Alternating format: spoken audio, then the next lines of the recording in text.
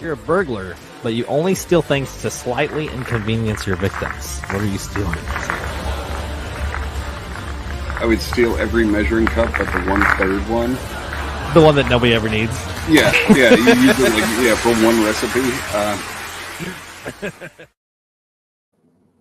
What's going on, everybody? Welcome back to JG's Lounge. I'm your host, Jukebox, and we're here with a collab episode with my buddy Zach from the Real Men Talk Shit podcast. Man, how you doing? Not too bad, man. It's been a hell of a time. It's been fucking forever that we've been working on this shit back and forth together. And, we figured that we needed to hop on a show together. Yeah, no shit, man. And if it wasn't for you, this episode probably wouldn't be happening right now. So thanks, man. Appreciate it wouldn't have happened if I wasn't awake and absolutely autistic at fucking 9 o'clock in the morning. I'm always up this early to get my kids off to school. So for me, this is perfect time for me. So yeah, but when I was getting my kids off to school, it was now that I was able to lay back down until like 10 o'clock, and then I got back up again. Yeah. Really, really fucked up sleep schedule for the past like 5 years or so. But. Yeah, and a big issue for me is I get maybe 2 hours here. I'll wake up, do some shit, another hour, do some shit, go to work, come home, have a bunch of house chores I gotta get done. It's just never ending. No, it never is. You always got that honey-do list that you gotta sit there and check off boxes on that you never have the motivation to do, even though they think that it's so important to you. Trust me, it's not. Unless it inconveniences me, I promise you, I don't think about it. Yeah. The second it does, it will get done that second. But that's how it is. Yeah, my thing is like I'll work all day and I'll be like, okay, what do I need to get done at home? And then I'll get home and I got more and more shit to do on top of that. And it partially has to do with the fact that I have a fucking zoo in my house. So, there's that. No, absolutely. This shit's absolutely insane. Yeah, man. So, me, actually, how long have you been doing this? Because I met you towards the beginning of me starting in like 2.5 years ago. Probably. So I've been uploading to YouTube for 10 years now. As weird as that sounds, it's surreal, and I'm going to sound braggy at this point, but I started watching YouTube and stuff like that because of people like FPS Russia and Woody's Gamertag and Harley Morgenstein from Epic Mealtime and all of those people. And I was like, you know what? I can fucking do this because I always had like no father figure and stuff like that. So I kind of always looked for that to be somewhere. And then at some point, I kind of just transitioned YouTube videos and just uploading dumb shit online to wanting to be that father figure for other people to kind of just aid them. And that was about started Real Men Talk Shit probably like 3 years ago now as like an idea, and probably kind of just morphed from there. Yeah, and your concept's not the same, but you have guests on. It's awesome. It's a weird concept because I pitch it differently to companies. I pitch it differently to guests, and I pitch it differently to like business partners and kind of people that I want to work with and stuff like that. For like businesses, I'll pitch it as, this is a mental health based show that's kind of centered around comedy. That's like very, very off the cuff, and it's more about hearing the story of the person that's in front of you, not necessarily kind of world changing or anything like that, because businesses don't give a fuck. But if you look at a guest, this is a men's mental health and lifestyle podcast. You can sit there and showcase different and unique things that you've done or deal with and stuff like that, and kind of just work back from there. Or you look at it at a completely different level and just you look at it in that situation. It's very, very unique in how I decided to brand this thing. That's the name itself is a pun, and most people don't understand that either. Yeah, I mean, and it's average. I mean, RMTS is how I find a lot of it. Yeah. So if you don't know what it stands for, it's like, oh, okay, cool. Well, that started because of shit with Facebook, actually. Shit. Originally, I looked at a conglomerate of names because of a podcast named Painkiller already, which now I actually work for, which is insane to kind of see the parody there. Mm-hmm. But I was like, you know what? I want a name that I can look at and what it says means something, whether it's just a joke or has meaning behind it. And then I want to be able to break up the first letters and create an anagram of it that kind of means nothing as a whole, but can be branded in that way. Right. Because it makes it so much easier to brand and stuff like that with a couple letters instead of a phrase or something like that. Right. Which I think I gave you the same exact fucking advice. Stop worrying about creating different brandings, branded under one thing, branded under something that you can stick everywhere and make it something that pops. That's actually why JG's Lounge became a thing, because I don't just do podcasts. I do like comedy skits with comedians. Sometimes I've got another show that I've got on hold right now, but I'm like, where can I take all this social media content and put it into one name? And that's how I got JG's Lounge, because I mean, it just made sense. So yeah, exactly. And then I wanted there to be that parody. So as we were talking before this, I'm very ghetto. I'm very, very off the cuff. I learned, snitches get stitches. I learned real men talk shit and just say what the fuck's on their mind, regardless of what the fuck consequences come with it. You say what the fuck is on your mind, because if you don't, nobody's gonna fucking give a fuck. Mm-hmm. So if I have a fucking problem, I'm gonna fucking say I have a problem. I'm gonna sit there and ride out whatever the fuck I have to say. Yep. Yeah, my thing was, when I first started, I tried researching how to podcast. Terrible idea. Terrible idea. It ruined everything. Podcast, you turn on the button. You press go live or you press record. And the first 15 of them, you just record. And if you want to keep them for yourself, keep them for yourself. But fucking delete that shit, because there's no fucking reason. No. I can't stand all these podcasting groups, man. Like, absolutely, it makes me shake my head. They're like, just record everything and talk to everybody and do everything. Like, no, that's not the fucking way you how to do it. There's two different ways. You go super, super like corrugated and choreographed, and you script everything, or you absolutely script nothing. Make your decision now and don't switch, because once you learn one way, you cannot go back. 100%, man. 100%. Even with my other shows that I do, the styles and the format's the same as this one, because it's just, it works, man. Yeah, exactly. So, and the way I started Stardom, when I started podcasting, it was because my wife buys Amazon shit galore. I mean, constantly. And she was always reading these ridiculous reviews. I was like, oh, dude, I would love to just rant about reviews. So I started Stardom with the five faces is supposed to be the 5-star rating that people use to rate and review a product. And then the different expressions are the different comments, complaints that people give. And then I went with Stardom because of the fact that, people are trying to do stupid shit to get fame. And at first I was just going to do ratings and reviews, and then I was like, man, there's so much more I could do with this. And now it's just I rant with other people about shit that I see online. No, exactly. Like, I was helping one of my homies last night get Twitch set up and get everything started, because he's like, I want to start doing this before my baby's born and stuff like that. I want to see what the hell is going on and see if I can make it before all this shit happens, because he was a competitive Smash player. He's actually done things and stuff like that. He's like, I've never had the time to sit down and learn how to do this. So I walked him through all of it. I was like, in the grand scheme of things, don't limit yourself. Regardless of what it is, never fucking limit what the fuck you're going to do. Pick a niche that's big enough that you can do whatever the fuck inside of it. But pick a niche that is big enough to where you're not sitting there talking about fish tanks 6 years down the fucking road. Like, you're gonna get lost. You're going to fucking stop caring. Right. Make it so you can reinvent yourself, and you're not changing your entire fucking moniker and your entire fucking well-being in this situation from the base of it. Like, it's just stupid. It is stupid, man.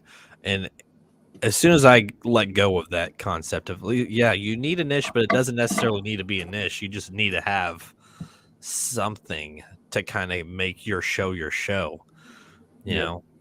And mine's, I mean, I pick topics, but they don't really run the show. It's the random conversation that comes with the topics that makes my show. Yeah, exactly. Like, and that's exactly how I thought of it too. Originally, I sat there and I would scour fucking Reddit. I'd scour everything and try and have like 40 fucking topics to go 2 hours or an hour and a half or whatever. Yeah. And then I was like, you know what? I'm going to bring on a co-host, because not only bringing on a co-host, you change how that entire thing is perceived. But then you go from having a co-host to it just being you, and that's a completely different situation. You could riff, But if you don't have that person to riff off of, or they have a tangent, it's so much more beautiful the more thought that you have going into things. Yeah. That most people don't see that. No, they don't. And I had a co-host on my second one. The problem is timing, man. It's so hard for me to set time to do a show. So like to have a consistent show with the co-host for me, it's just so difficult, man. It really And go ahead. The level of how people want to look at things or say, oh, well, this is important to me or important to you or whatever, is different for the person. So you might have an amazing idea and it would work if that person had the same level of effort and thought into something. But it might completely change because that person doesn't see it the same way you do. Right. It could completely work. It could completely click. It could completely blow up if they have the same care and level that you do. Right. And another thing, I mean, I'm a nobody. I mean, when I started this, I was literally a nobody. I've done all the work myself to get where I'm in. And I mean, my show itself doesn't have a huge following, but the content that I put out, I mean, I'm hitting 40, 50,000 views a month, you know, and that is what that feels good to me. So obviously what I'm doing makes sense. Oh, exactly. And that growth is not something that most people genuinely understand because like the numbers are either infinite to people where they're like, well, why aren't you hitting millions? Or they're like, well, you hit more than 10. Why aren't you just happy with 10? Yeah. And there is no medium. There is none. When I started growing this, I did an episode with my wife. It was like a timestamp of changing from the original show, which was a podcast with a twist of insanity.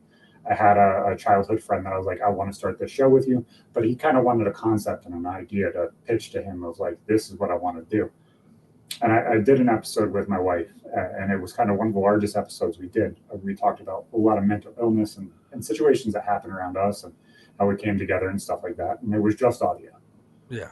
After that point, I've worked with some of the largest fucking podcast guests. I've worked with some of the largest podcast hosts, some of the largest YouTubers in the world.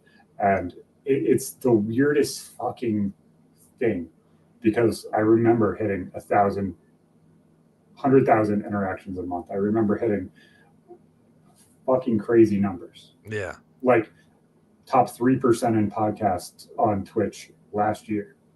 And that number blows my mind. Topping podcast and just chatting last year on live, 600 people live. Right. Like fucking crazy numbers that are just so mind blowing that if I listen to the people that said, well, 10's enough, isn't it? You're helping enough people. You've gotten messages saying that you've helped people. If I just accepted that, then I would not be where I am today. I would not be working with a top 200 podcast. I would not be learning the things that I learn and doing the things that I do. And that's another thing that's funny is my wife hates talk radio. She hates, I wouldn't say she hates my show. She just hates talk radio. So like the whole podcasting in general, she's like, really? But then when I'm like, hey, I'm actually doing things here and I show her what's going on, she's like, why or how? I'm like, well, it's a whole nother world of like, it's just another thing. Well, there's two people in that situation, especially because it depends on your relationship too, if they understand it. Yeah. Are you the entertainer in the relationship, or are you the one that kind of just complete things and kind of is just around? I try to be the entertainment. I emphasis on try. Sometimes she doesn't find my shit funny, but you know. Exactly. Sometimes that humor doesn't line up, but that can be the entire game changer for them to understand what you do. Mm-hmm. And a lot of people don't understand that when they're trying to get somebody to understand, hey, this is what I do and this is why I do it. And you're not going to step in front of this. I need you to respect what I'm trying to do. I need you to see what I'm doing. And that's the hardest thing is when you're starting something, when you've already had something established, it is completely different than when you already have the thing established and you're trying to create their relationship. And it's two major differences and problems as a whole. Yeah. But it's such a big issue because there are people that don't respect this at all. And then there are people that fucking overblow it and use it as something so much larger than it really is. Yeah. And it's for me, it's like, this is my guys' night out, man. This is me hanging out with the guys because I don't do it. I don't go out to clubs. I don't. That's how I pitch. Yeah. That's how I pitch it to guests or people that come on or people that I work with is like, hey, this is like you're sitting down at a bar and having a beer with your friends. Yes. This exactly. is let's just hang out and have some fun. Yep. Don't sit there and stress about it. Don't sit there and worry about it. This is what it is. It's sitting down to have a beer. It's sitting down to have fun. I want to interact with you. I want to interact with the chat. Let's just have fun. Don't give a fuck how many people are watching. Let's have an in-depth conversation that's going to span all the way from us randomly insulting each other, randomly insulting other people, to randomly talking about in-depth shit that if you had this conversation with your mom would be like, God damn, what the fuck did I do wrong? Because all of those things happen at some point. They just do. You sitting there with your homies every night and just having fun and sitting down playing some video games is some of the greatest conversation you could ever have. Yep. So bringing that to a light and showing a whole bunch of people how amazing or how in-depth that conversation could be is some of the most important conversation you could ever have. Yeah. When I had my first, when I released my first episode, even though it was a shit episode, just that feeling of going on to a platform and seeing it show up and you can click on it and listen to it was awesome. And then as I improved and the audio started getting better and my shit just started working, then it was like, damn, this is where, this is happening. And now, I mean, shit, this is episode 92 for me, which is fucking phenomenal. I mean, a lot of podcasters make it maybe 6, 7 episodes and then give up. Yeah. My bosses, their second podcast, that is a paid for episode, just hit 450 or so. Yeah. And that's fucking like, they're like, yeah, our second podcast is longer running than 99% of other podcasts. Yeah. Like that's mind blowing. Because even if you do something every day, if you don't make it a year, you're not larger than them. They're top 200 in the world. Like what the fuck? It's a hell of a feeling. I don't know how you felt when you hit this, but hitting that first 1,000 views was some of the most dopamine I've ever felt. Yeah. But the thing that really, really got to me was last year I had a co-host named Josh Polo, RuneScape felon. I don't know if you've heard about him or heard about his story. He was convicted about saying that he was going to place things that go boom inside of a place that is not acceptable in any means in a video game and said it as a joke. Somebody turned that into the FBI and blew up, and he ended up facing 6 years in prison and stuff like that. No shit. But they took his threat seriously, which honestly, I understand why they took it seriously. 100% should be taken seriously. Handle the situation. Get in front of this shit because it needs to be done. Yeah. But they handled it. He got out of prison, blew up on social media, blew up everywhere. He's got like 50,000 subs on YouTube and a Twitch partner. Right. And I've helped him quite a bit. He was a co-host on the show last year, and iHeartRadio messaged him. It was like, hey, we love what you're doing with Real Men Talk Shit and this podcast that you're a part of. We want to bring you on as a part of iHeartRadio and bring you under our banner. Nice. That fucking email made my heart fucking sink because it's like that fucking like 2 years of fucking hard work just paid off. Like somebody just bought it. And about like 3 weeks before that, I posted a picture on my Facebook. You're on my Facebook. I'm sure that once I say this, you'll be like, I remember that picture. Yep. Posted a picture of a candle and a G Fuel can sitting next to each other. Yeah. Like, this year, this will happen. January 3rd last year. I had a meeting with G Fuel July 19th last year. Yeah. I was sitting in a pool in my aunt's house that's fucking beautiful and worth a couple $100,000. And had a meeting with the owner of G Fuel. Like, how the fuck do you do that? Now, as you see, sponsored by fucking G Fuel. They bought it. That's a company that's working with movies, a company that's working with video. Like, what the fuck am I doing? Like, imposter syndrome to a maximum, because it's like I'm just a lonely fatherless kid who just wanted to bring brightness to people's lives and let them know that they're not alone. Right. Not all of this, man. Like I don't expect this. Yeah. And that's the hardest thing is I don't expect any of this. It just kind of flows and goes.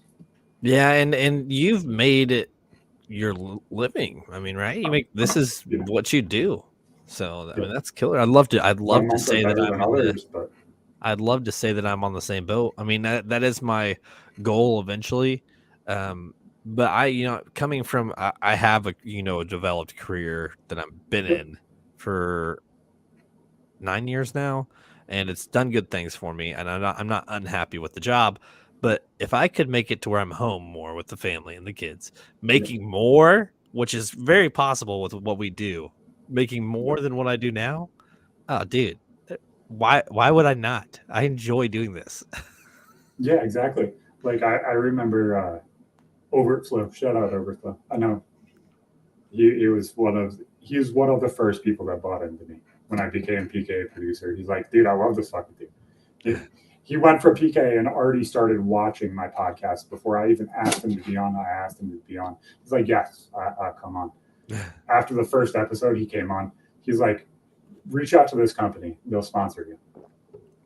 Just turned over a deal right first time talking to the dude, hanging out with the dude, like face to face. Obviously, we talked over text a shit ton, but that contract made $2,000-3,000 over 2 months.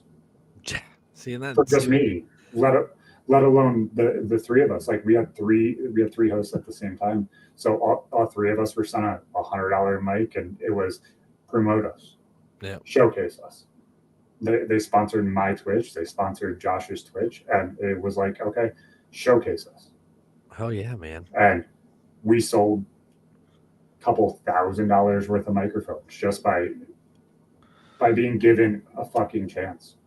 Yeah, that's insane, man.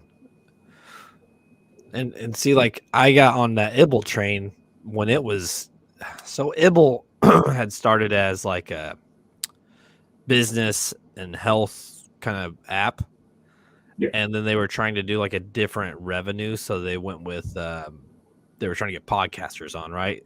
And they're like, hey, just do what you want to do. There's nothing, but they had so many glitches and bugs still. It was ridiculous. So getting people to people would view your shit, but they wouldn't download the app because there was too many issues with the app. It sounds a lot like Kick currently. Yeah. I don't know if you've heard about Kick. Kick is a Twitch competitor that's offering insane fucking payout rates. Twitch payout rates is like 45%. Yeah. You bring home 45% of what you make. So which is killer. 100 subs would be $500 to them as a total, because it's $5 per sub. Yeah. You get 45% of that. Oh. Kick gives you 95%. And are they still doing that? Yeah. Or is there too many issues? No. The problem is nobody wants to buy in fully because it's backed by a fucking casino. That makes sense, but still, I don't really care who it's backed. I don't either. Like, I don't understand why everybody gives a fuck where the money's coming from. It could be an oil baron from fucking Saudi Arabia that's paying you on Twitch or whatever. Honestly, I don't give a fuck where that blood money comes from, as long as it's going to good when it comes to me. Well, and look at this. Like my second episode on this app was, I mean, look at this. Look at these views, man. In 1 week. That was 1 week of this episode being out. Yep. I was like, God damn. And then they try to say, oh, well, we need you to get more followers. Well, here's the problem. You need to fix your fucking bugs. That's the problem. Mm-hmm. And they try to redo the contract, and I'm just like, no, go fuck yourself. I was doing whatchamacallit. And there are so many different applications right now that are trying to break into this space. And they might even have good intentions at their heart. But until there's a providable and logical thing, we're already looking at TikTok being banned. Yeah. We're looking I see at that things happen. being changed by the government already. So at what point are things actually genuinely going to be affected? Whether they do the bill correctly or not. And obviously, that's up to you if you want to go into that shit. But like, that's fine. I don't care. We're that talking shit's about whatever. that shit's going to be affected and affect people that are creating content. People that are TikTokers, just like people that were on Vine, as Vine got banned or closed, just like it did, that influenced and affect YouTube and Facebook and Twitter and Twitch immensely, because those people now had to re-find all of the people that they followed on that application. Uh-huh. That's the problem with growth currently. Right now, we are struggling for growth. The reason we're struggling for growth is because everybody is so spread out and they do not want to follow from app to app to app. They don't want to go from Facebook to YouTube. They don't want to go from YouTube to Twitch. Yeah. And I don't blame them. And for me, like, I can stream to, like, right now I'm streaming to Facebook, YouTube, and Twitter. I was doing Twitch. The problem is I got nobody on Twitch. So for right now, it doesn't make sense for me to do Twitch unless I can somehow get people onto Twitch. But most people I know don't use it. So, but in the gaming sphere and stuff like that, like I became a affiliate with Twitch, which is one of the hardest things that startup wise you can do, which is 3 active viewers concurrently the entire time that you're on over a 28-day period. I was affiliated in 7 days. damn, man, that's killer. I became an affiliate in 7 days because of joining my job. One day, one of the hosts is like, "Oh, Zach's streaming," and dumped me his 700 viewer fucking stream. Damn. And I went, holy shit. Like, I had a heart attack because it's like, what the, like, I didn't tell them I'm streaming. I didn't tell them anything. Like, I don't expect anything. I just want, I don't want to even have the recognition. I just love what I do. Yeah. I just love that. Like, I'm working for a product that is like my Batman. This is the show that I go to and feel all the nostalgia for it, that I run to and love and everything else. Like that change to me is so in depth compared to what most people perceive. Like, I'm working for a wife's Grey's Anatomy. Like, I'm working for the show that is not only my teenage years, but the show that I listened to when I was working before I hurt my neck. Like, how did I turn a neck injury into working for the Grail to me? And that, coming from a poor kid that grinded his ass off in fucking upstate New York, that's a different fucking, like, don't get in my way. Yeah. Because that's not a good bet anymore. Yeah. People try to, like, tell you, nah, you don't, you know, because actually at work, my work's like, my bosses are always like, hey, man, you know, you can go places here. I'm like, yeah, I know I can. But I also know that what I'm doing could eventually be a lot more than what you can offer me. And that's the crazier thing. I was working with this guy named Frank, and obviously I can't say exactly where I was because of workers' comp problems and stuff like that. Yeah. But I was working in a deli in a grocery store. Mm-hmm. This guy Frank walks up. Love this dude. He's an old dude who's just like us, just loves bullshitting. Mm-hmm. And honestly, I'd love to sit down and just have an in-depth conversation with him. Just tell him no locations, and then he'll fuck up like 30 fucking times. And he's like, Zach, how much do you make? Which, you know, most companies don't tell you, don't fucking say anything. Yeah. Which is illegal in 80% of states. They are not allowed to tell you, don't talk about wages. Keep fighting for your rights, you retards, because you don't know what they are. He's like, I told him I was making double what minimum wage was, which was $7.25 in the state at this point. I was making $12.50 or so. He's like, I'm making $8, and I've been here since you left last. He still works there. Damn. He looked at me. He looked at me when I told him I was leaving for workers' comp. I had to have neck surgery. Like, I can't keep going. He said, good. He's like, I didn't leave, and that was a fuck up on my end. I got that 1% raise. I accepted that because I thought that they were showing me that I was cared about. Yeah. But I changed the way that store's workers looked at everything. You want to know the turnover rate after I left? 75% of my team and 40% of the people I worked with. If you go there now, 80% of the people I worked with are gone. They left. Good. I can't say that where I work isn't great. I mean, financially they take care of their employees, but there's Are a you getting lot. raises above 8%? Yes. Yearly. It's more often than that. I'm just saying, but like the people that are below you, because I'm not going to go in, but I don't think the people below you are. So I can't Commonly, go too obviously I'm not going to go too into death, but the company I work for is a very big name company, and it's not based off if asking for a raise. You work so many hours, you get a raise. It's automatic, and it starts out with quarters, then it's dollars. Now it's and then you end up making $2-3 extra. That company is bigger than the company you work for. I'm sure. In a private chat. I can't say that one out loud, but okay. That one is much larger, and they were offering 25-cent raises, 50-cent raises yearly. And they'd be like, oh, and I looked at them.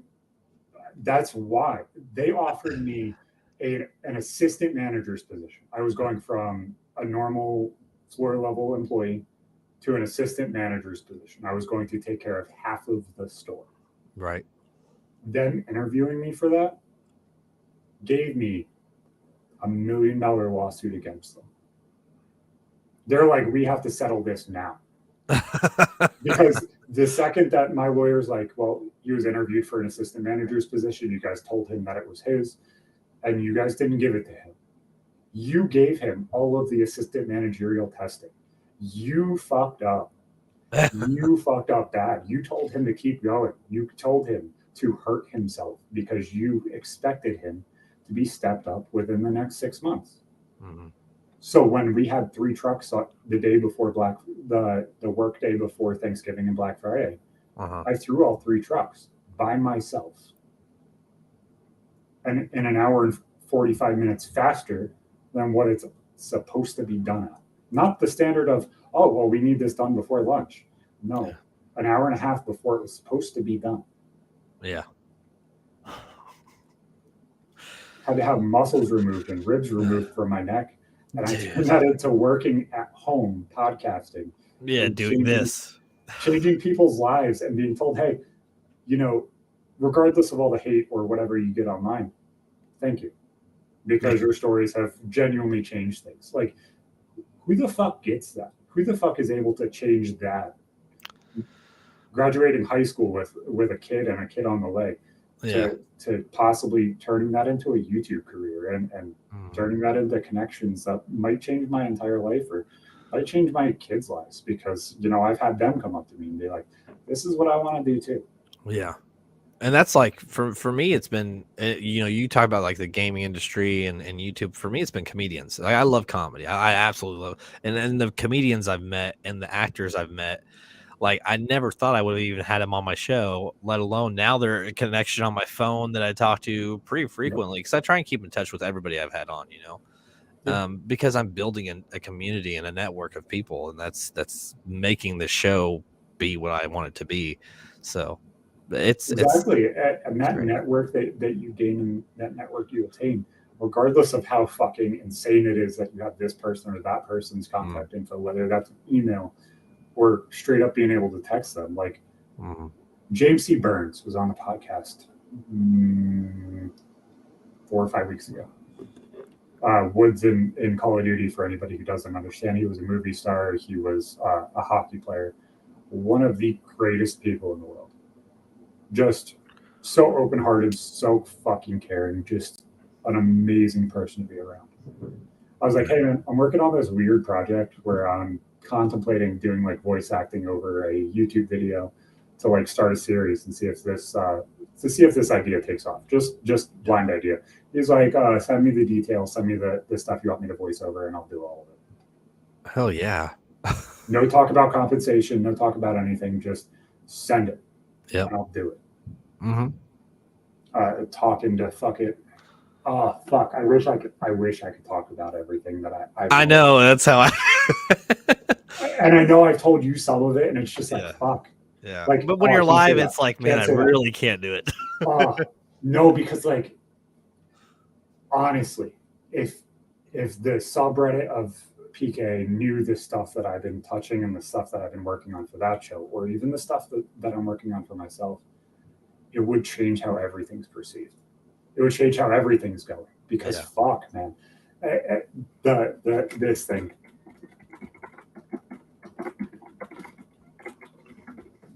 That release and that stuff, like imagine the response for that, or when that happens, like that's gonna be game changing, and just being a part of that or having those contacts was insane, and having those connections is just so cool. It's just so interesting watching everything come together and kind of just move forward. Yeah, when it works the way you want it to go, man, it's a great feeling, especially when you know you're the one that made it happen. You know, like you had that drive to make it happen, dude. So that's killer. The hardest part is just dealing with the burnout afterwards, because you get that dopamine rush of hitting home run, hitting home run, and then you're like, fuck, I'm hitting singles now. I'm back to being normal again. Yeah, can I do things again? Because fuck. Man. It sucks. Like I always said, numbers would never like affect the show, which it doesn't make the content any different. The numbers don't affect the content I'm putting out. It affects you. It does. And regardless of how many people say that that's superficial or whatever, it's not, because that number is a response to how much effort and time you put into that thing. Mm-hmm. So you could put 15 hours into something and it gets 1 view. Right. Or you could sit there and record for 15 minutes and it gets 30,000. Yeah. Like, what the fuck? I did no effort at all. I pressed play, pause, and I talked. That's all I did. And for some reason, everybody clicked that one. and then like you research to figure out why, and you just can't figure out why. It just did.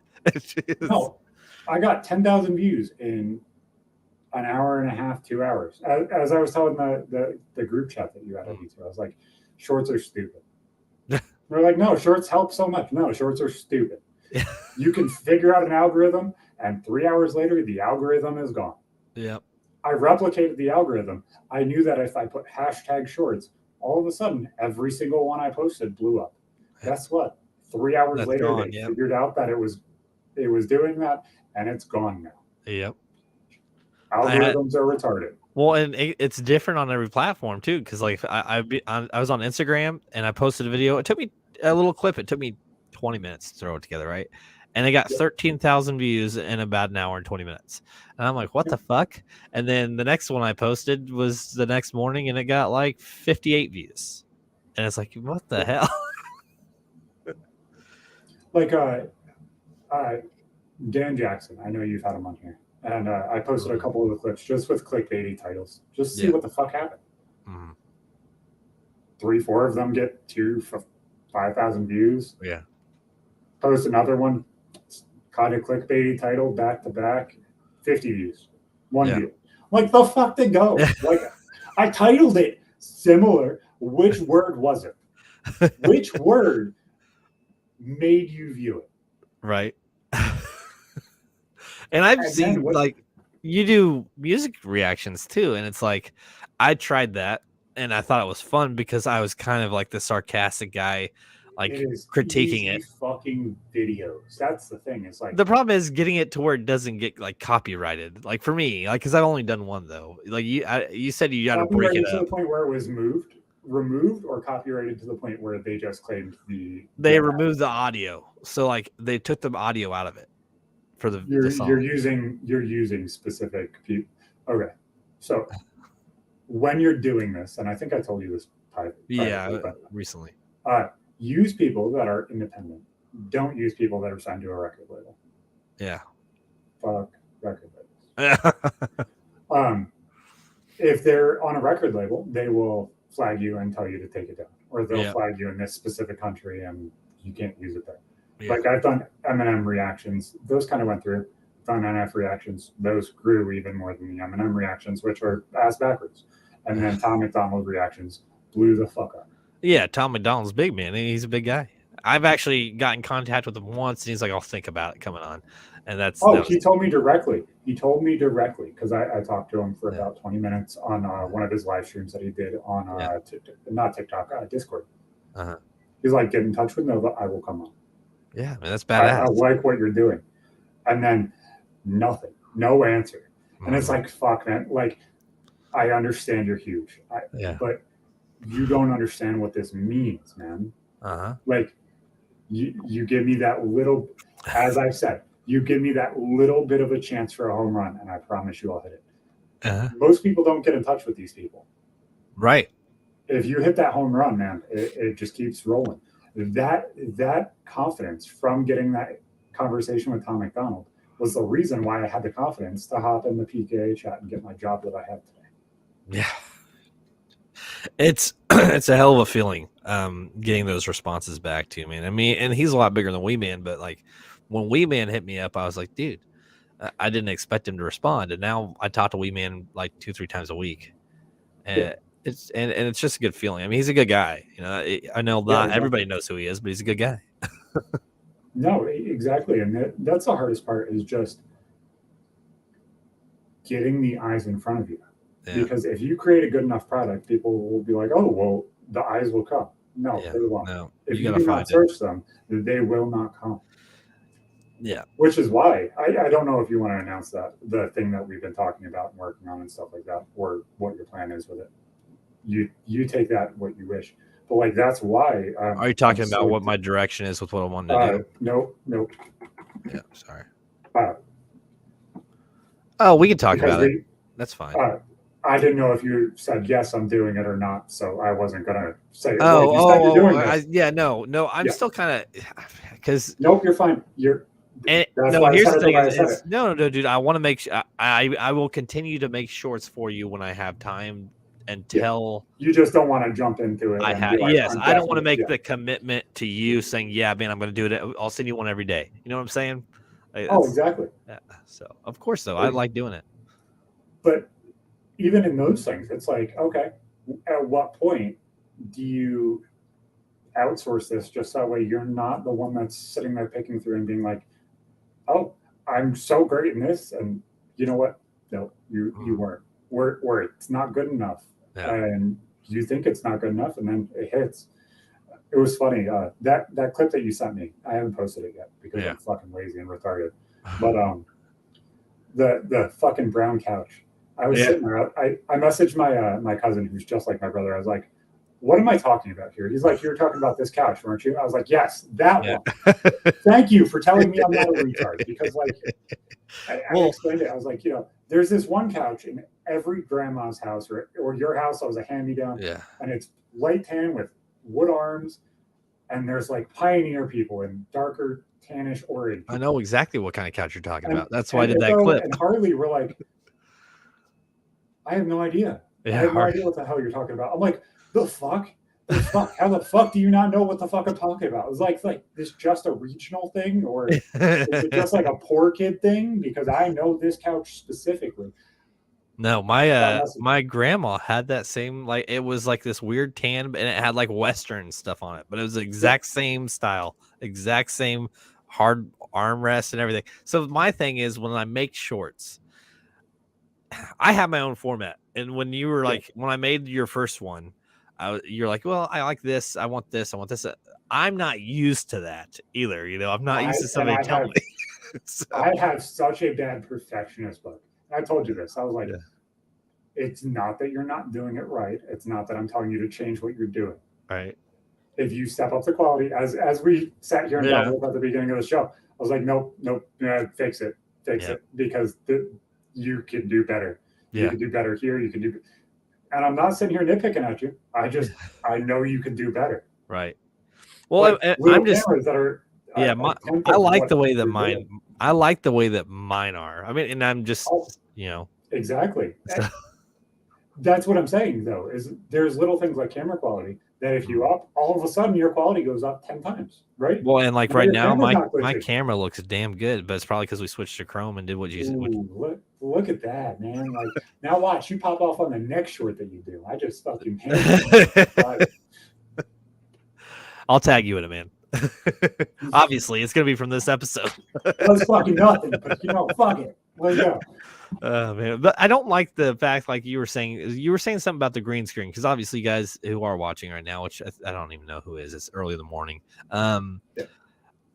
the green screen was affecting it too.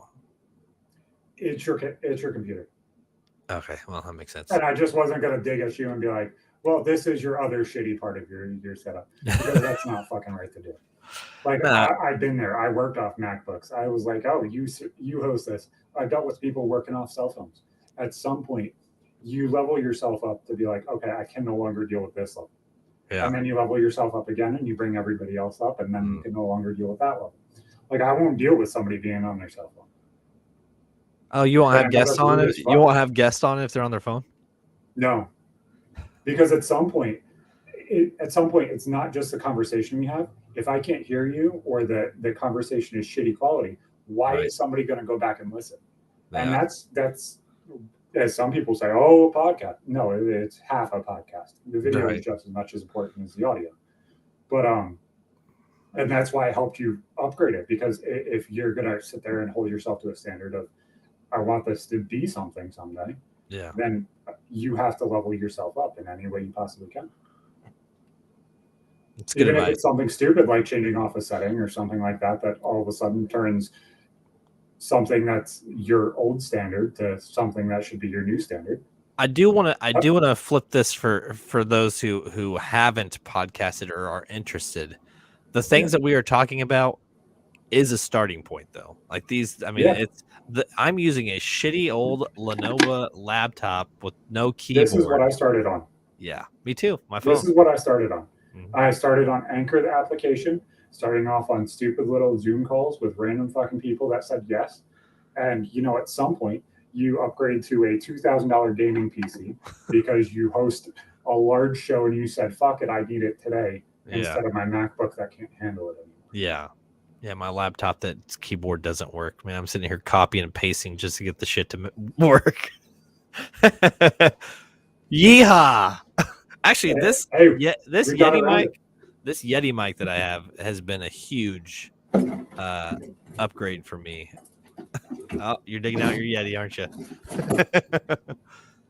Yep, same exact one. I love it. I mean, it's done everything I needed to do. I was so happy when I upgraded to this one. This is the one that I had before. And you might think, oh, that's the same exact one, not the ones. This was free. This was not. Yes. This one I got paid to use. This one I don't. Yeah. This one used to be $450. I got it for $67. I'm not going to complain. Right. I love this fucking mic. This purchase of this mic, other than the RAM that I upgraded on my computer, might be my favorite purchase that I have in my entire setup. It's huge, man. The audio quality upgrade from Apple headphones at the start to now is so insane. I wish that I could just go back and just step the quality up and just recreate the same episode. Oh yeah. I've deleted shows, and I have taken some of the shows that I did in the beginning and I redid them with guests. But yeah, I had to delete several of the beginning ones because I'm like, no, I can't have it on the podcast. Yeah, no, that level changes, and it hurts when it changes, and you're like, not only am I no longer there, that's no longer acceptable. Right. What's some of the funniest moments that you've had? Like, is this even definitely like learning curves for you when you're through your podcasting career? I don't think learning curves ever really kind of came forward to me, and that might sound egocentric or whatever, but every single time I press end or every single time I stop streaming, I'm very, very introspective. I tear myself apart. I try not to think about, how the hell did I do in that episode I just did? Yeah. I hop back in the Discord with all my homies that just watched the episode and shit like that. I was like, how was that? I don't be introspective anymore. Yeah. Unless I know it's absolutely a horrible show where I did badly in this circumstance. I can't go back and audio edit myself, which is why I asked you about going back and fucking doing everything. Because I deal with trauma in that sense, because I told the story. I was working at the time, and I picked up and I called my house phone trying to get a hold of my wife, and she wasn't home at the time. I left a voicemail on the message. I came home. I was like, oh, who the fuck left the voicemail? because like you don't think about that. Like Right. it's your house. Why the fuck would you leave a voicemail there? And I pressed play, and I heard a voice, and it didn't sound like the voice I hear. It sounded like my sperm donor of a father's voice. And I was like, it caused me to go into like a spiral of like anxiety and depression for a good 2 months. Yeah. Because like I don't hear that same exact sound that you guys hear. I hear a voice that's much, much more in tune with like my 13, 14-year-old voice of like how my voice was articulated then and stuff like that. Right. It's much, much, I don't want to say higher, but not as low as my voice is that you guys hear and everything else. And not accurately representative of my dad who abused me's voice. So now it's so hard to distance myself from going back and being like, well, was I funny in this situation?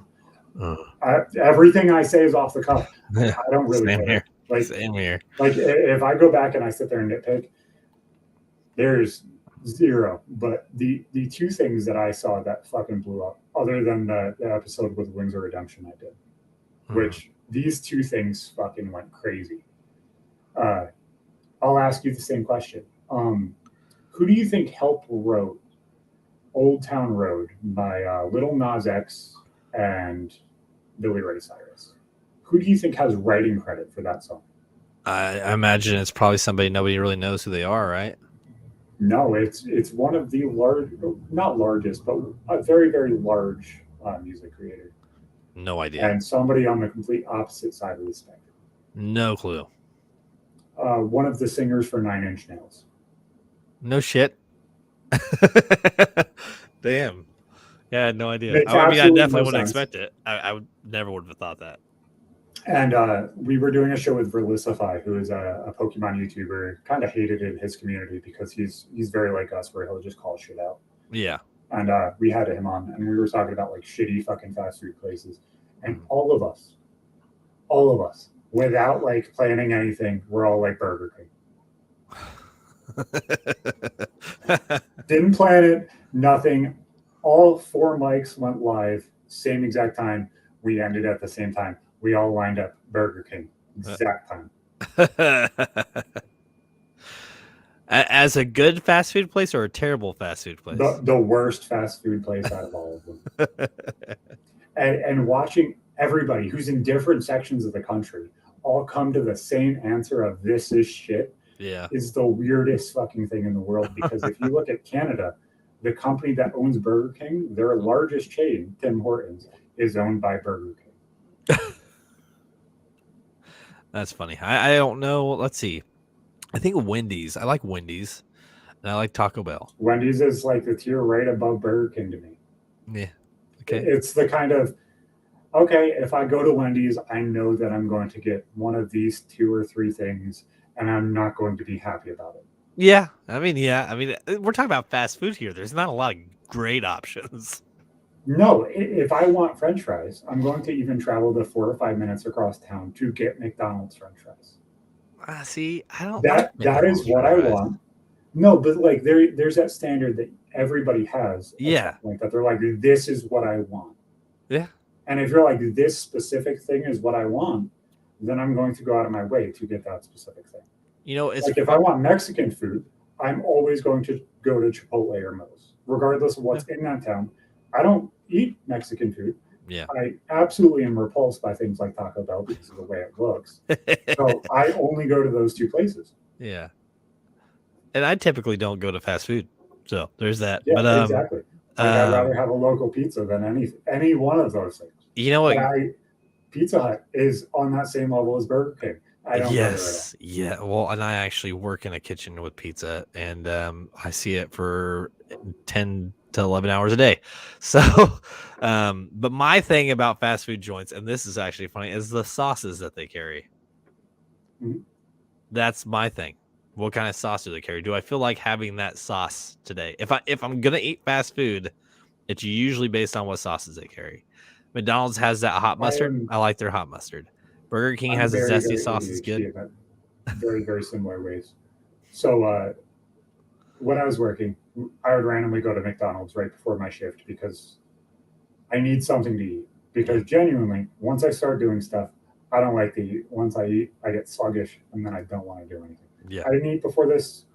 I'm probably not going to eat for the next 3-4 hours. After I eat, then I'm going to go to sleep for 2 or 3 hours and then I got to work. Yep. And if I don't fall asleep after I eat, I'm going to be really fucking sluggish. I just am. Yeah. So I would eat before I went to work because I'm not going to remember to. That summer, they had fucking Buffalo Ranch McChickens at McDonald's. Yeah. I would get Buffalo Ranch. I'd get 2 Buffalo Ranch McChickens. I would put one in my pocket for while I was throwing the truck, and then I would eat one in between the McDonald's and the store. Yep. I would eat the entire large fry that I got in between McDonald's and the store. You'd be like, oh, that's what, 10, 15 miles away? 2.5.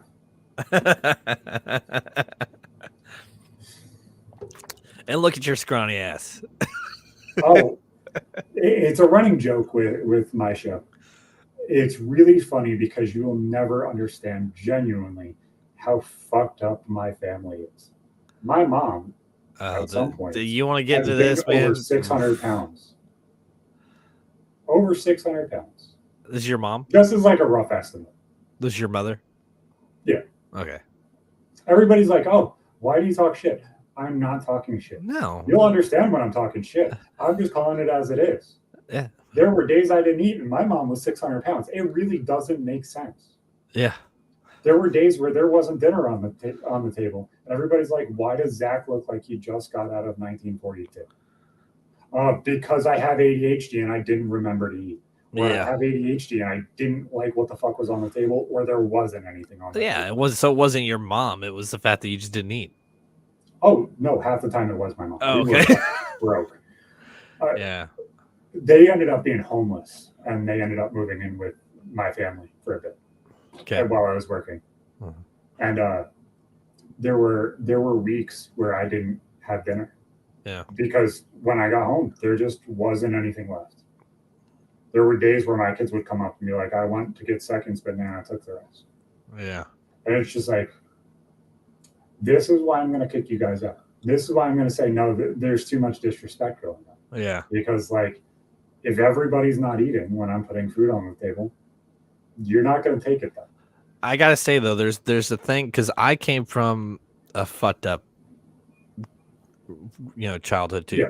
And a different spectrum. It's more like culty Christian, like hidden from the world.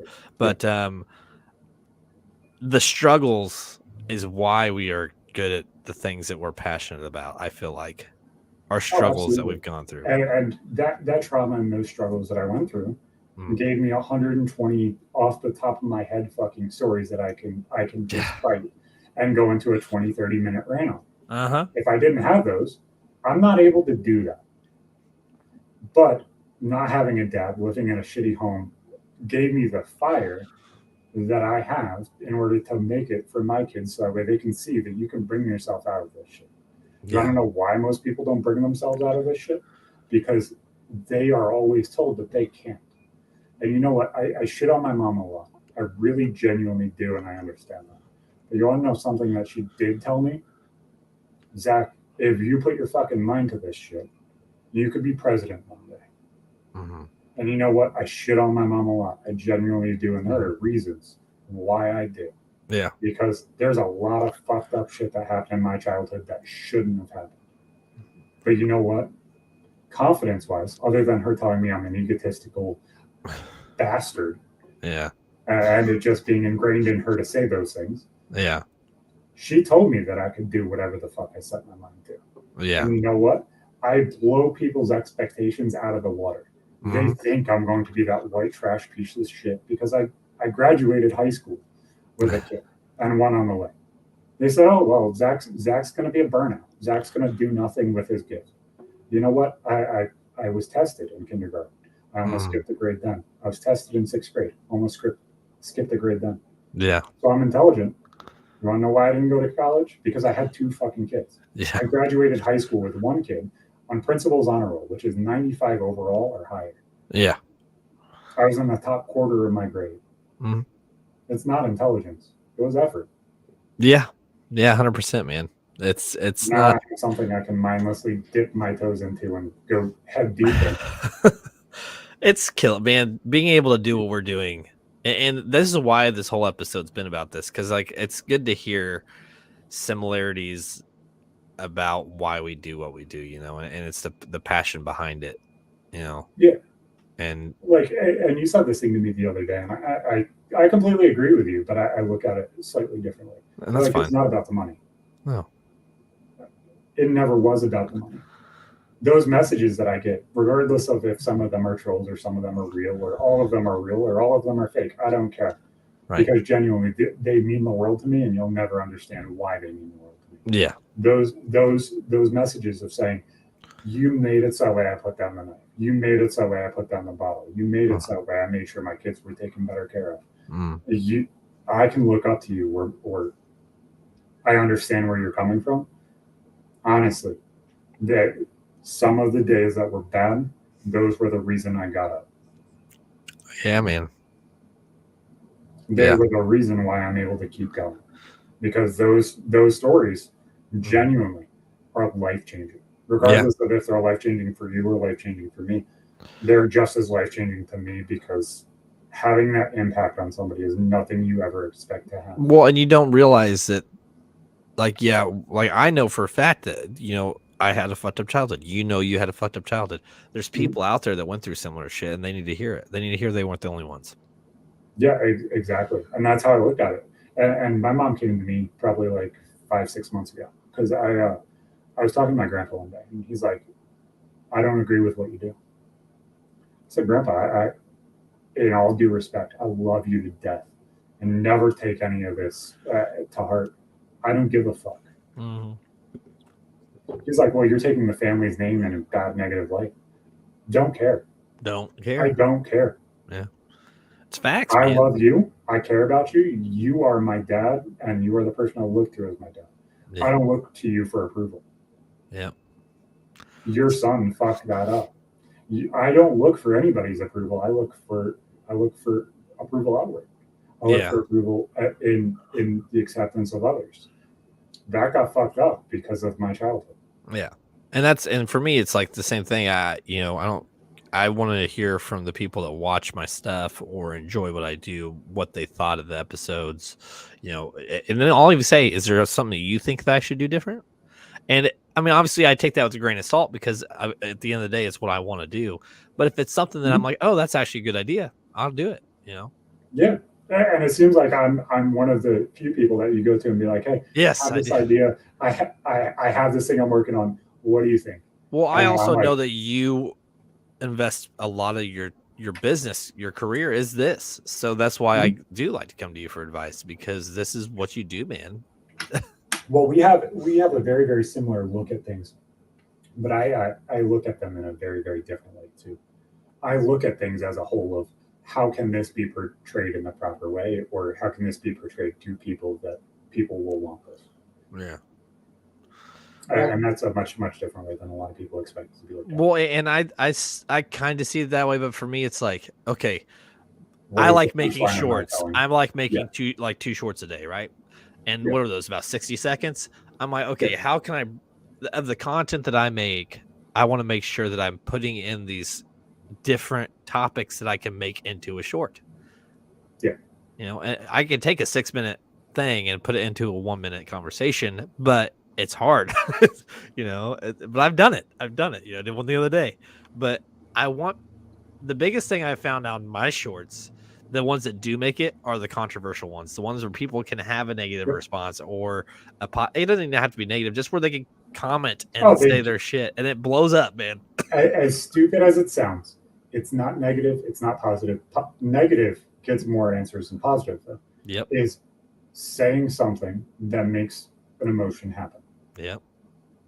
Even the stupid shit that I do, if it triggers something, that's why I shorten out all the bullshit and hit those points in the conversation and throw it together, and then people are like, no, or yeah, that happened to me, or I told my mom this, and she got so confused. She's like, well, Zach, that's not how it happened. I said, Mom, I was 6-7 years old. That is how it happened. She's like, well, that's your truth. I said, no, that's the truth. You're not thinking in this. I have an eidetic memory. If it's a detail, I might explain it in a way that is enjoyable for people to hear and understand. I can tell you every single car I was in. I can tell you exactly what house I was in. I can tell you exactly what happened in the situation, what the fuck was said, the entire fucking conversation around it. Right. But the way I say it and the way I accentuate things are a reason for people to stay clicked in and watch. Mhm. The story, the meaning behind what I'm saying is 100% the truth. If you want to say my feelings towards it were slightly jaded because of this or that, absolutely, I can agree with that. That's not saying it isn't the truth. That's not Right. saying it is my truth. It is the truth. My feelings are the truth, just like your feelings are the truth. But if you're Right. looking at the truth, it's the facts. Yep. Yeah, and you know, for me, I went to church 4 days a week. I'd come home, get beat by my stepdad. You know, it's just people don't see things, and especially as a kid, like it affects you when you get older and realize that's not how the world was supposed to be. The really fucked up thing, and I don't know if you've hit this level yet, and with having kids and stuff, I'm sure you probably have, is looking at it and being like, so every single guidebook I've been given towards being a parent, towards doing this, doing that, is fucking wrong. Yeah, You know, there's this clip that everybody fucking knows. Everybody fucking knows, and as soon as I say it, you're gonna be like, oh, that one. I post it once or twice a year, sometimes even 3, depending on how sad I am. It's the clip of Will Smith talking to Uncle Phil about his dad. He says, you know what? You didn't teach me how to fucking play basketball, but guess what? I fucking did. You didn't teach me how to talk to females, but guess what? I fucking was pretty good at that too. You know what? I sat there, and you know what?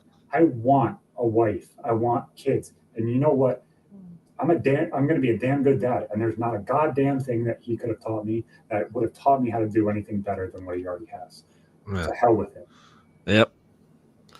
My dad's alive, but he's a piece of shit. Oh, my dad's alive too.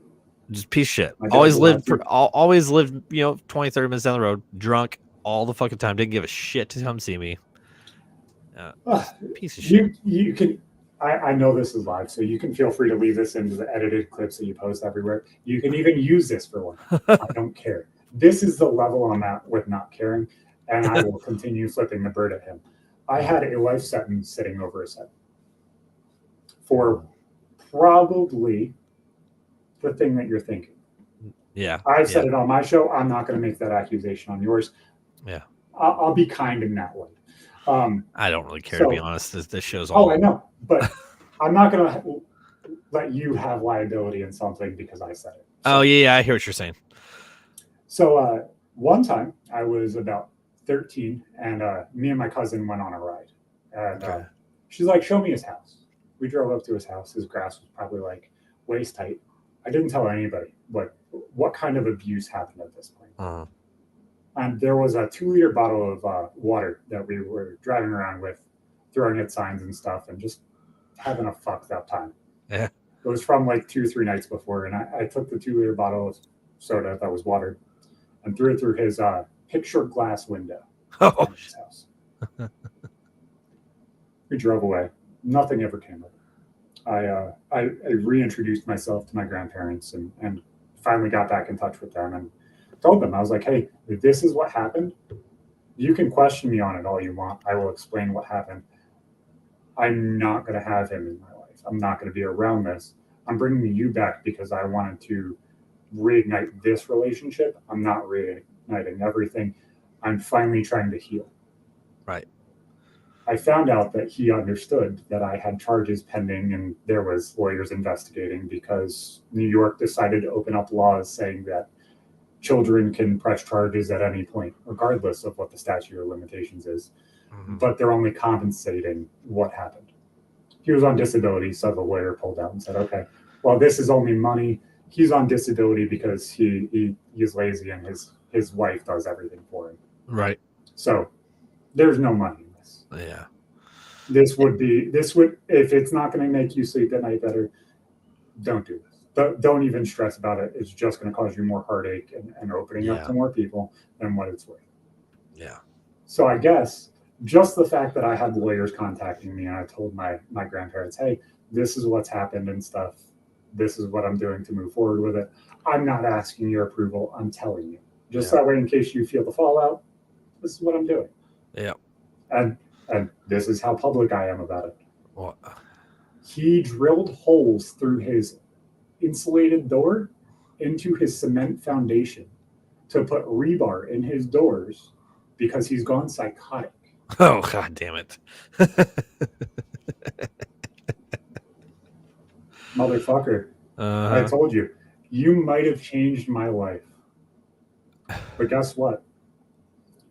In a true claim, I've ruined yours without doing anything other than talking about it, Right. without using your name, without saying you did this.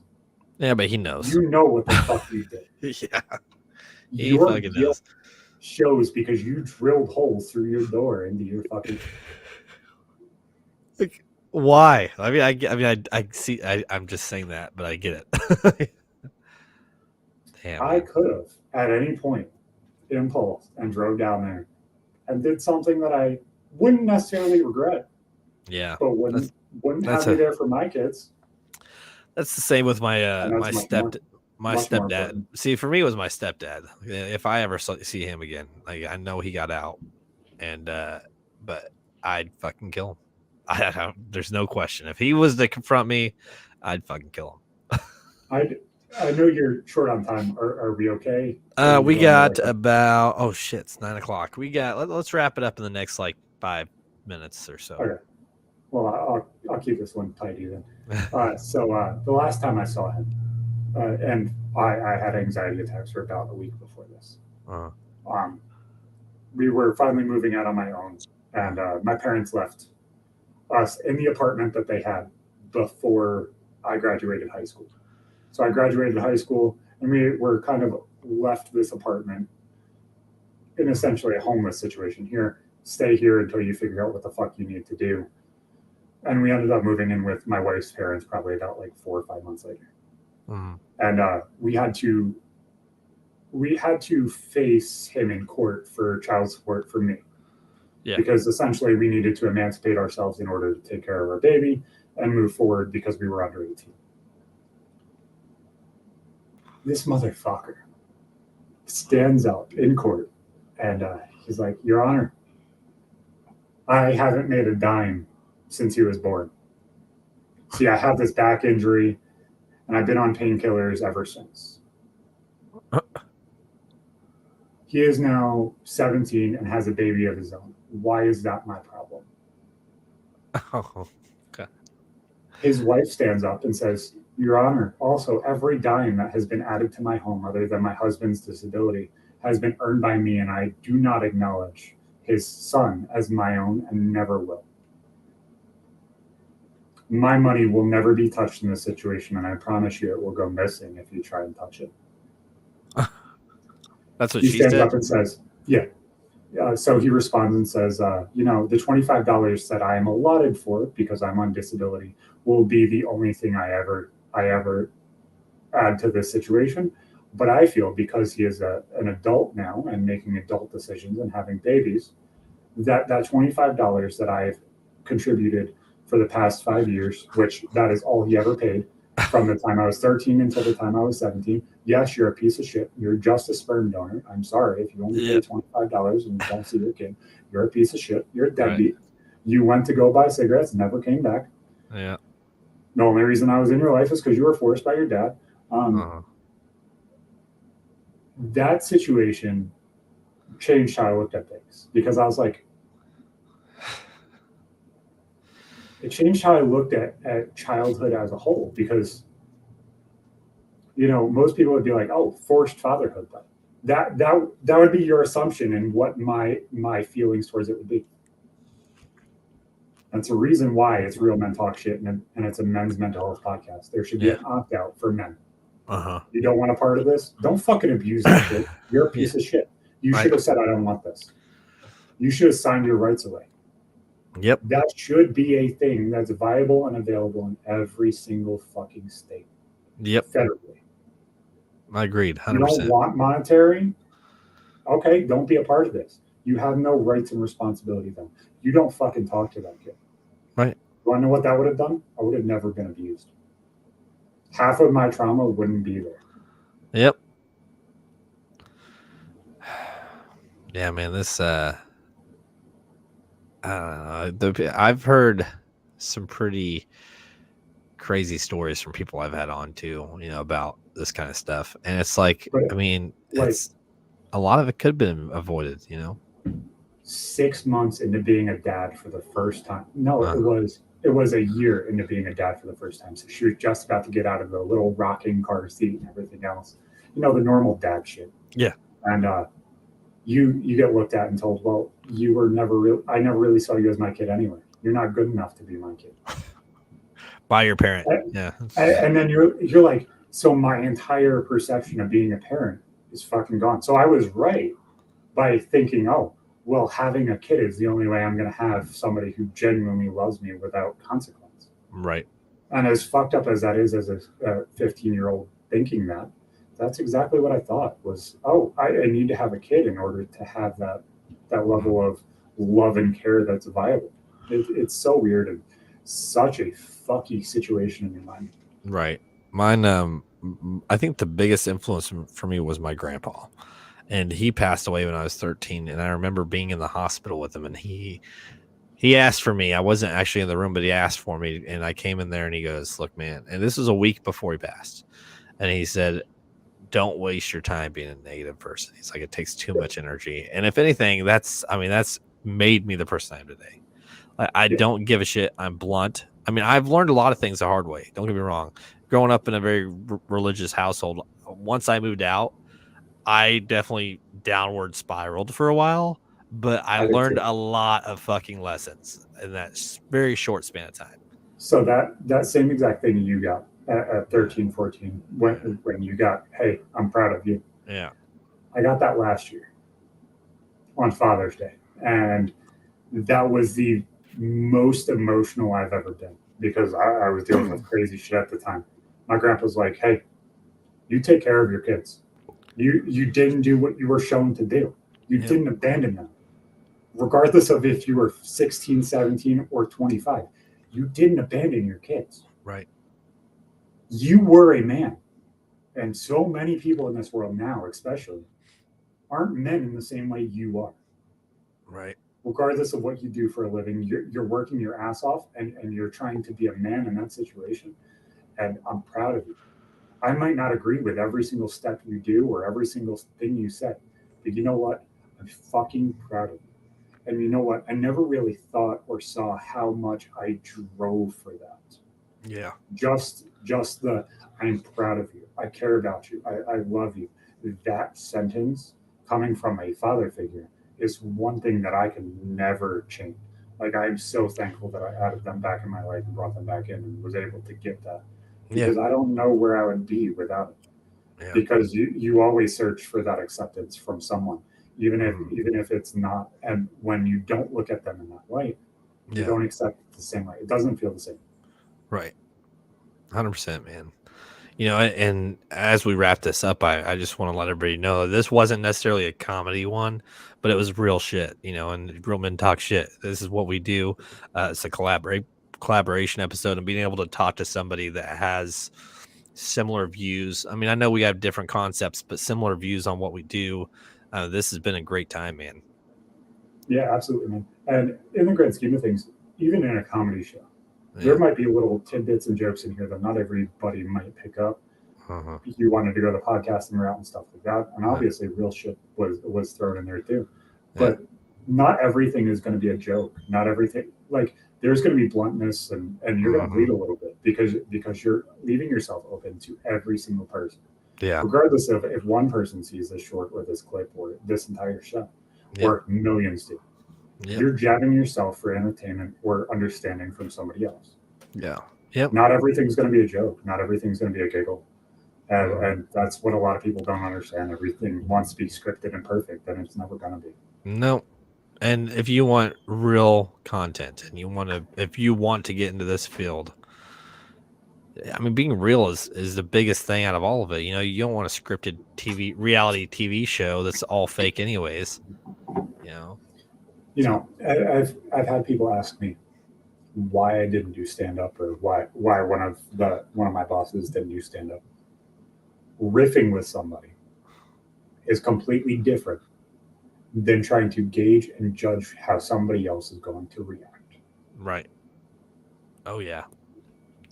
You need Oh to yes. evoke emotion in a conversation. You need to evoke in-depth thought in conversation. Mhm. In stand-up comedy, or being able to tell jokes without response, I need to expect how you're going to feel. Yep. I don't want to be there because this world's fucking disgusting at this precise time. Oh yeah. Oh yeah. I've met plenty of comedians, man, and it's not.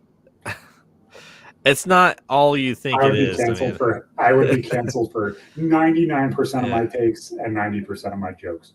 I say retarded way too fucking much, and I'm a real man who talks shit. And dude, and that's another thing. You get some of these people that were already big that go into that field. It's different because you already have that fan base.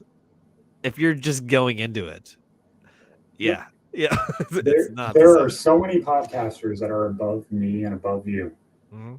that have no idea what the fuck they're doing, and they're doing it Oh because yeah. they have an audience and people just want to hear them talk.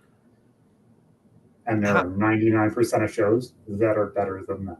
The oh only yeah. reason they have an audience is because of the name. I meant to talk about that earlier. I'm glad you brought that up, but that's exactly how I feel. You know, there are podcasts that I like that are definitely 100% better than mine, but then you get some that are they're just so fake, man. But they have such an audio. The audio quality shit, or the way they do their setups are garbage. The people that they have, the stuff they talk about, just shit. And you're like, no, I know my stuff's better than that. But they have a huge following already before they even started doing it, so nobody cares. They listen anyways. Yep. It's sad, man. It really is, because Yep. it's like, if I keep the eyes, then all of a sudden they never leave, and it's just, Well, and it you seemed like gotta change. when Hollywood shut down for COVID, that Yep. a lot of them started podcasting. A lot of celebrities and a lot of big name people started podcasts. Mhm. And you listen to some of them, and I'm glad some of them stayed around, but a lot of them is like, why are you still fucking doing this? Like, well, you don't need this. You're wasting people who actually have something to say. The hard part is they all just bring their friends, and it's a circle jerk. Yes, 100%. I I started this. I brought this to light, and I brought my struggle and my pain to light Yeah, because I wanted difference of opinion. I didn't want to be in a soundproof box. right. I want to have the in-depth conversations, whether that's political, ideological, or Mhm. just real life shit, Yep. and challenge me on the things that I say, Uh-huh. because I'm intelligent, and have enough emotional intelligence to have that conversation. If Mhm. you're not, then you're just as retarded as you claim I am. Yeah. Yep. Yep, man. 100%. Hey, man, I hate to wrap this up, but I really do got to get out of here. I want to do this again, obviously, and maybe we can do each other's shows from our, the way we do our shows. Yeah, This no, being absolutely. collaboration, I wanted it to be more, us collaborating. Um, so with people that have watched, which I think I had like maybe 4 or 5 people pop in and out. People who are going to listen to Okay. this later on, I hope you guys, I get a lot of audio views on my Spotify Yeah, and stuff. So people who are listening, I hope something that we said somehow touches you, you know, whatever it is, whether it's your McDonald's fries or the abuse as a kid. Um, if it's relatable, and you can reach out to either one of us. Zach and I are both on Facebook. I mean, I respond pretty quick. I know he responds. If you guys need somebody to talk to, shit, I'm here. You know, yeah, and that's something that I hold myself to all of yeah, the time. If I genuine, and it has to be a genuine message. Obviously, I yes, know you're at a different level. You probably don't get the trolls yet, but not yet. Well, no, that's not true. I've had some uh, more I'm recently. just saying, like, I understand that there's different levels to things, and some people Yes. get them and some people don't. Uh, If I see something genuine of, dude, I want to jump, I'm gonna answer. Yeah. Not because I want the self gratification, but because I don't want there to be one less person. Yeah. Whether Yep. that's a dude or a chick, but Yep. specifically dudes. Like we need a group within life to just have a chamber where we can say what the fuck is on our mind. Oh yeah. Because genuinely, a lot of people, and there's shorts going around right now that if you ask most dudes who the fuck they call, if they're being genuine, most will be like, "Oh, I call my wife." No, you're lying. You're fucking lying. If I picked up this phone and said I was depressed right now, there's not a single fucking person that's going to answer. Oh yeah. Yeah. Yep. There's not a single, not because they don't care, but because as a man, you are taught not to pick up, because you're told not to say, "Hey, I need help." You're told to say whatever the fuck's on your mind sometimes, like me, like Jukebox here. Yep. Some people aren't. Some people just internalize all of it, and they end up taking that struggle to the end, and that ends up being. But getting to say that is the most fucking important thing. So picking up your phone and saying, "Hey, I'm not fucking okay," might save everything, might change everything. I dealt with that since I was 4. That's another thing. You can't expect, like for me, I know my boundaries and what I have and haven't, like anxiety, depression, and stuff. I haven't dealt with that on a personal level. So, even if I'm just somebody to listen, I'll listen and I'll be like, look, man, I don't really know what I can do to help, but I will listen. It's not because I'm proud that I haven't experienced that, but for example, my wife has terrible anxiety. And I know it's real. I know it's a thing. Like I've seen it. I haven't experienced it.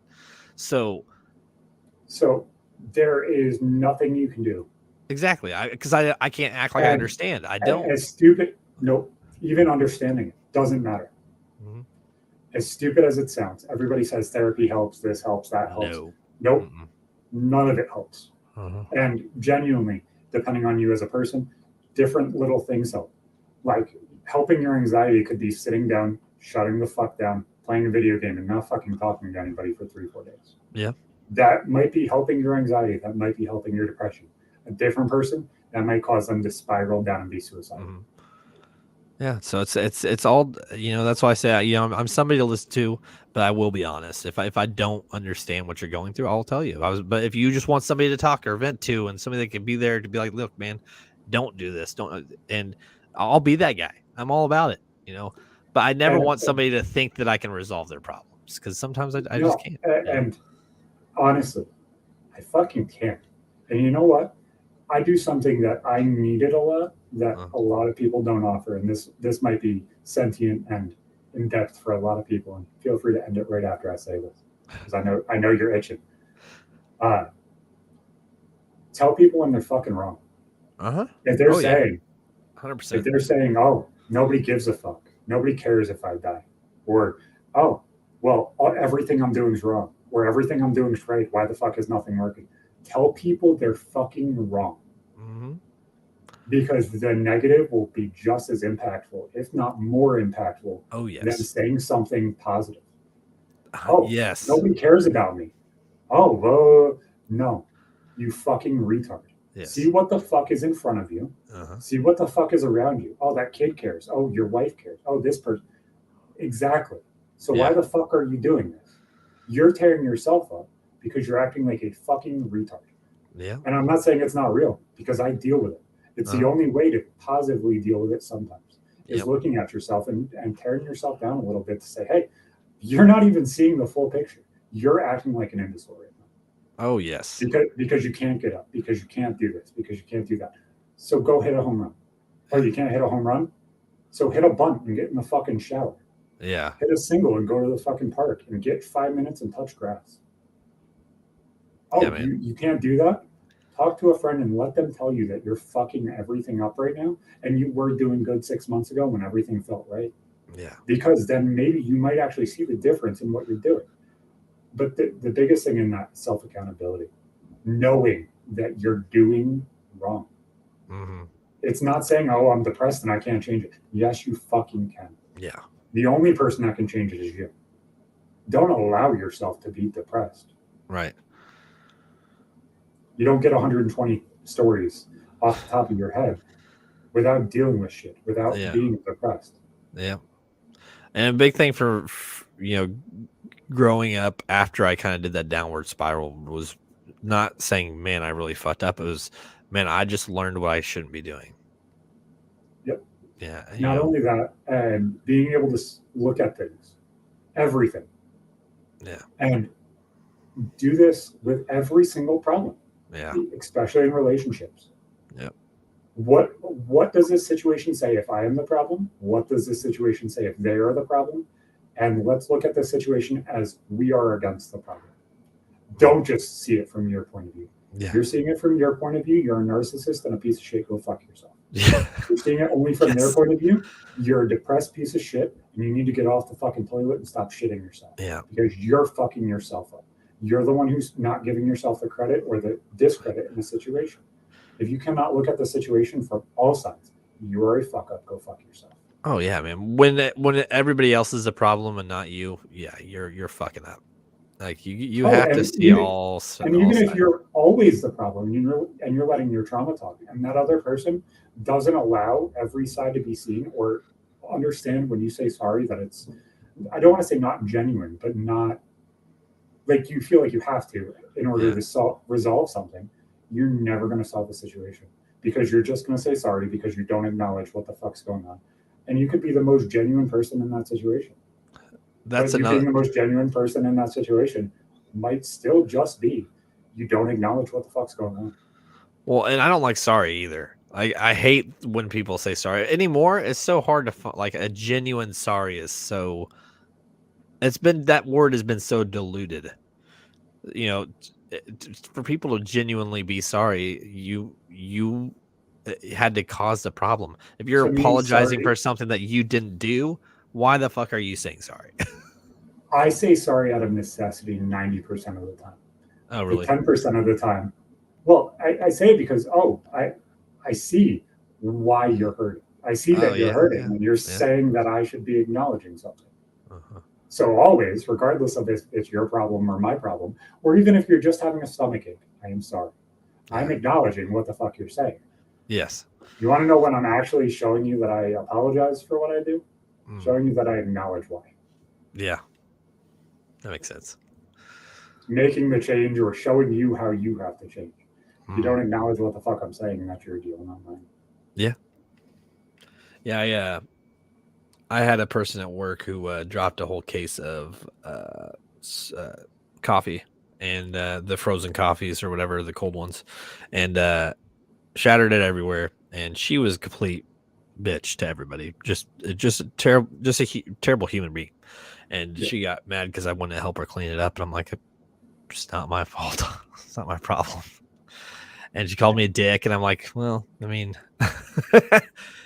you know, if you're going to be a bitch to everybody in the world, you can't really expect them to be nice to you and help. Don't expect every single person you deal with to be perfect. Yeah. Ever. Because they're not. They're never going to be the person that you inspire or expect them to be. But go into a situation understanding that compassion is not always needed. It's true. Compassion is always demanded. Yep. You don't have to be compassionate to everybody, but everybody expects it. There's, over the years of my career, I don't want to word this to where it singles out somebody, but there's people who gloat about their problems and they do it for attention. You know, they exist. We've all, or acknowledgement. Yeah, they want to be acknowledged, and they don't, but they don't realize they want to one up everything that everybody else says. So, I've had the that was bad, but this happened to me. That kind of thing. But there's also realism to it too. Like behind all that attention grabbing, sometimes they really do need it. They need that person to be there to kind of say. There's also this level to that too. And a lot of people don't understand this. I get accused of this 90% of the time by my wife. And I'm just like, shut the fuck up and listen to what the fuck I'm telling you. Yeah. I'm not telling you that I'm trying to one up you. I want you to listen to what I'm saying. I'm telling you, I sympathize. Yeah. And people with ADHD deal with that. They can't empathize with you, but they can think of a time where they felt that same thing. Yeah. But because our emotions are dysregulated, we're unable to empathize with you and put ourselves in the same situation as you. Yeah. When people die, I don't feel it. No, Not me either. because I'm narcissistic, but because I'm numb. Yeah. But I can empathize in other situations like, oh, I'm so sick right now, I can't get off the toilet. Oh, I shit my pants. Oh, I can't get out of bed. I sympathize with all of those. And there are times that I can tell you where I dealt with all of those and how I fixed it and what I did. Yeah. That is me acknowledging what you're telling me. But so many people take that as a narcissistic, I'm disavowing what the fuck you're saying, or I'm trying to one up. No, I'm not. Yeah. I'm telling you, I've been there, man. I've had those shitty days where I shit across the bathroom and I can't get up out of bed. Yeah. And those things fucking happen. And I'm telling you that I've been there. Yeah. Not that I'm better than you, not that I dealt with it worse. And so many people want to take that as a personal attack, but it's not. It's not. Yep. Yeah, man. Well, again, man, I want to wrap it up with that. A lot of what we talked about is great content. I mean, it's why we do what we do, man. I mean, and I want to say one more thing about my show is the topics is to keep the conversations random. It's not necessarily about the topics. It's to make things spontaneous, unexpected, maybe a childhood experience that was related to that thing that I popped on the screen, or, you know, and if it goes on a tangent, then good. That's the whole point. We're sitting here, we're talking shit, and then it gets aired out and distributed. And that's what I do, man. I love doing it. I love people to hear these stories that people have, the stories that we're talking about today, and the experiences that we've had, because there's so many of them. And the interesting thing, and I've said this a couple times on my show, and I think we said this privately. Mm-hmm. The reason I tell stories at the end of my podcast, guaranteed every single time, I let the guest pick one, or Ippa picks one, or if I just say one in the middle of the show, I'm leaving that legacy for my kids. Mm-hmm. They want to hear the crazy fucking thing Grandpa Zac or Great Grandpa Zac would have said. Guess what? It's now here for forever. Mm-hmm. They don't have to look through a picture book. They don't have to go sit at Grandpa's to hear his stories. Yep. They can now listen to me whenever they want to. Oh, I just heard Grandma this or Aunt this story about it. Yeah. Let me go hear Grandpa Zac's story or Uncle Zac's story, and it might change their entire aspect on everything. Yep. That level of legacy changes everything, and we've never seen that before. Yeah. Yeah, man. It's a great platform to get our stories out, you know, and it's why we keep doing what we do. And on that note, I'm hitting the end broadcast, guys. This has been a hell of an episode. Zac, stick around. We can talk for a minute, and then I'm gonna get out of here. I'll see you guys next time. All right. Yep. See you guys later.